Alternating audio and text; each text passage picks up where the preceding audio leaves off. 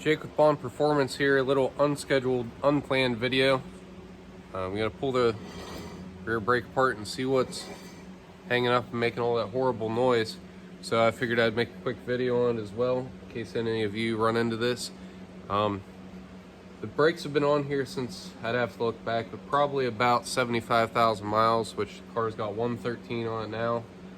Not a ton of miles, but it has been a while since I've had them apart, so I'm gonna inspect the pads, and next step would be taking a look at the sliders, since this is a free-floating caliper, unlike the StopTech ST40s up front.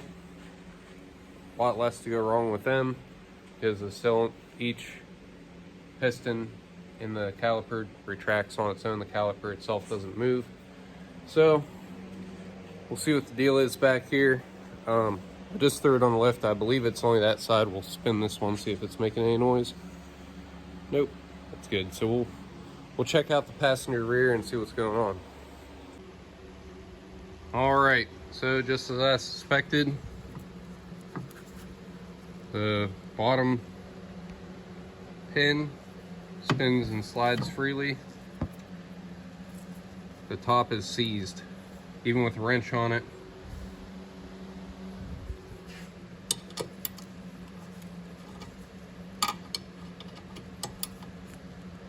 It's tight.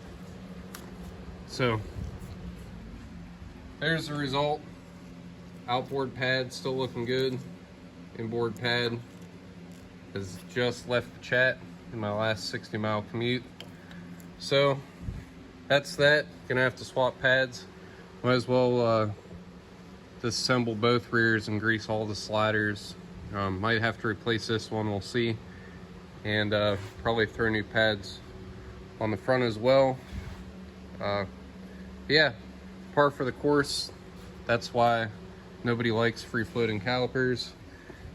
And performance oriented cars prefer a solid caliper, solid mounted caliper. Those are less prone to failure.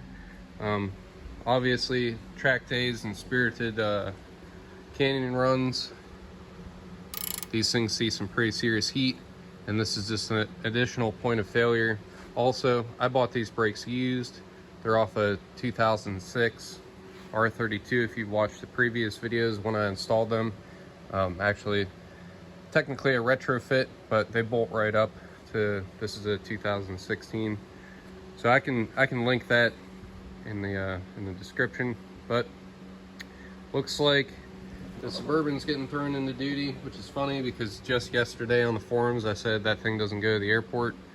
Not with these gas prices, but here I am eating my words. So to be continued once I source some parts. All right, so we were able to get the pin out. I don't have a slide hammer, so remove the carrier from the car. Got a M8. Put this in the vise and then just use the dead blow to pound the pin out. So it looks like it's salvageable, it's just corrosion. So we're gonna polish this up, polish the bore, because as it turns out, Volkswagen has discontinued both this part and this whole assembly. So it was looking like I was gonna have a machinist buddy machine new pins out of 304 stainless so this wouldn't happen again, but this looks salvageable, so I'm going to clean it up and see how it looks before we go down that road. But I also started exploring the avenue of the, I believe it's B6 Passat.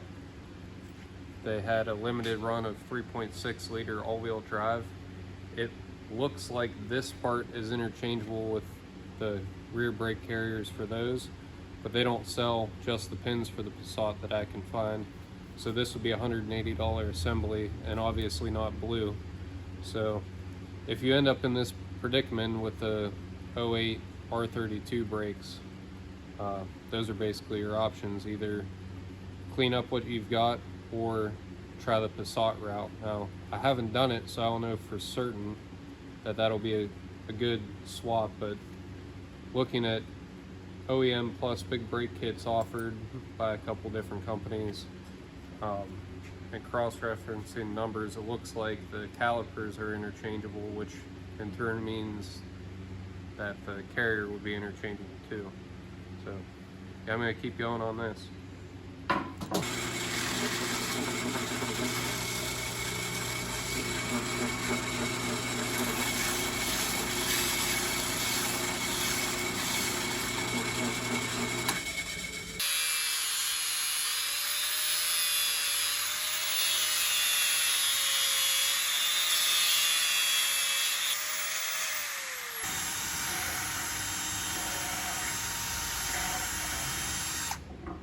Just a piece of emery cloth slotted in to a piece of stainless. Oh, get a fresh piece on there.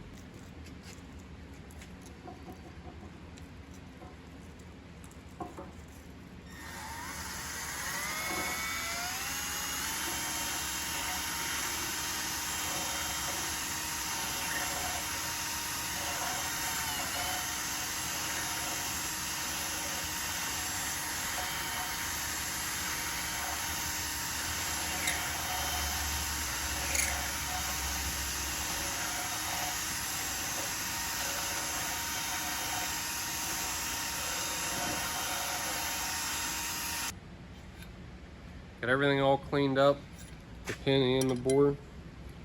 So everything's ready to grease and go back together. Volkswagen's got these flats machined in each pin to allow room for grease in there. But unfortunately I don't have brake pads handy, so waiting on FCP Euro to bring new dust boots, new brake pads, and new caliper mounting hardware. So whenever that stuff shows up, I'll take the other side apart, clean and grease those, put it all back together, and that'll be a good fix. So, crisis averted. So, pulled the caliper and carrier off the other side, and opposite, the lower one seized. So, show you guys the contraption built up. Again, it's an M8, and just anything to retain that in the vise.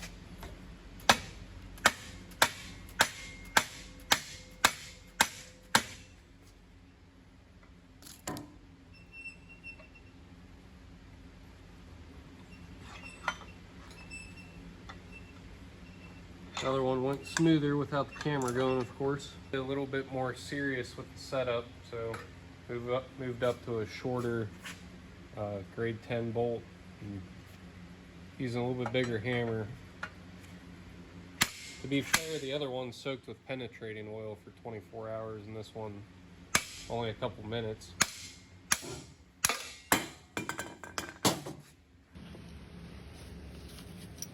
Crazy the difference. These are both from the same caliper carrier.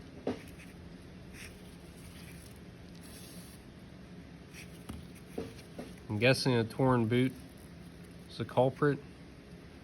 Yeah, it's nasty. It's weird that the top slider was seized on the passenger side and the bottom on the driver's side. But we'll clean this one up and get it ready to go back together. So I wouldn't do all this to the rears and not check the fronts. These are 355 millimeter ST40. They're the two-piece aero disc, so this center section is aluminum, the outer is high carbon steel, and then the 4-piston calipers. The nice thing about these is this bridge is all that needs to come out to be able to check or replace pads. So it's time to start shopping for pads. They're not worn yet, but probably try something different. I've got the StopTech 309 sport pads on all 4 corners. I need to double check, but I believe that the Porsche 944 Turbo brake pads are the same backplate as these. So that basically means that there's just about any pad you could ever want to run available for these brakes, which is another good thing about them.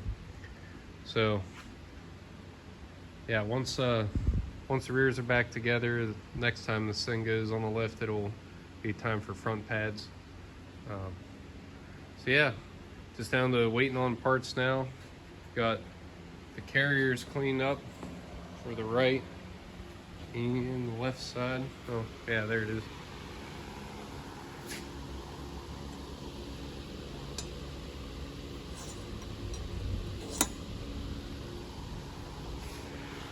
And I've got the calipers safety wired so they're not dangling on the brake lines for an extended period of time.